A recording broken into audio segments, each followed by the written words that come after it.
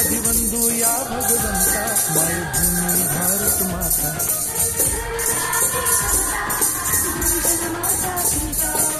मित्रों और मेरे प्यारे देशवासियों, मैं सैयद फिरका नरवासी कक्षा 7वीं में पढ़ता हूँ। आप सभी को मेरा प्यार भरा नमस्कार। आज 26 जनवरी हमारे भारत देश का गणतंत्र दिन। इस पावन अवसर पर आप सभी को गणतंत्र दिन की हार्दिक शुभकामनाएं। यह दिन हमारे भारत देश के गर्व, सौभाग्य और सम्मान का दिन है। यह हमारा राष्ट्रीय पर्व है।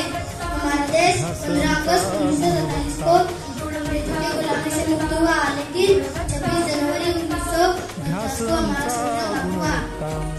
इस दिन हमारा पूरा भारत गणतंत्र बना। तब से 26 जनवरी का दिन राष्ट्रीय पर्व गणतंत्र दिन के नाम पर उत्साह के साथ मनाते हैं। डॉक्टर बाबा साहेब अम्बेडकर हमारे संविधान के जनक हैं।